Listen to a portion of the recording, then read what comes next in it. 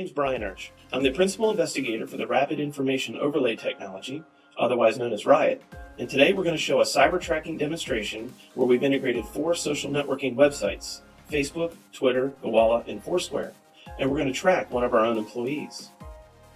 So here you see the RIOT object browser, and we're going to type the employee's name in, Nick Kanies, and that's going to return back a list of objects which meet that search criteria.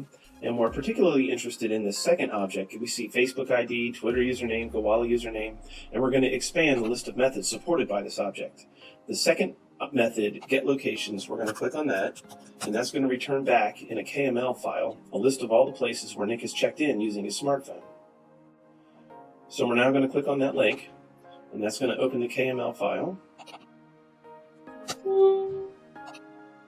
And you can see that Nick has spent a lot of his time checking in up in the Mid-Atlantic and then also down in the Dallas-Fort Worth area, and then a few places in between. So we're going to turn this off and jump back into RIOT. And we're going to go and get photos. One of the things we've noticed is that when people take pictures and post them on the internet using their smartphones, that the phone will actually embed the latitude and longitude into the EXIF header data of that image. So we're going to take advantage of that by bringing down all the pictures where Nick has checked in and then placing those on Google Earth. So let's click on that link. Again, it'll bring down a KML file, and we'll post them up on Google Earth. And we'll zoom in here to Washington Nationals Park. And that'll bring back a picture of Nick. And so now we know where Nick has gone, and we know now what Nick looks like. So now we know where Nick's going, we know what he looks like. Now we want to try to predict where he may be in the future. So we're going to go ahead and call this this get top places method.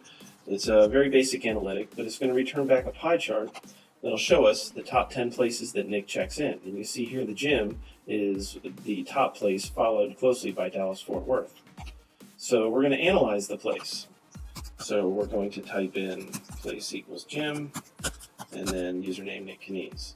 And this is going to go out to Gowalla and Foursquare and bring back all the check-ins and do some analysis on them. So we're going to go ahead and click on View Graphs. And this brings back check-ins by month. You can see here that he's checked in the most in June at the gym. I guess he's getting ready for the beach season, working on a six-pack.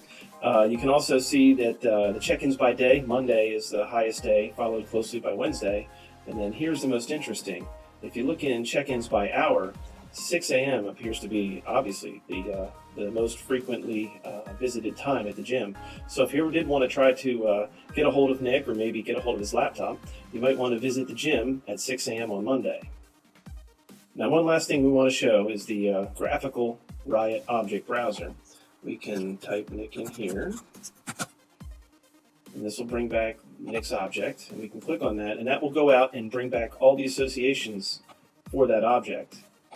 And this is also another way, if you're trying to track somebody in cyberspace. You can see Nick is shouting out in Twitter to different users. You can also see some phone numbers that are linked in with this. So the graphical object browser is a good way to kind of visualize the relationships between all your objects.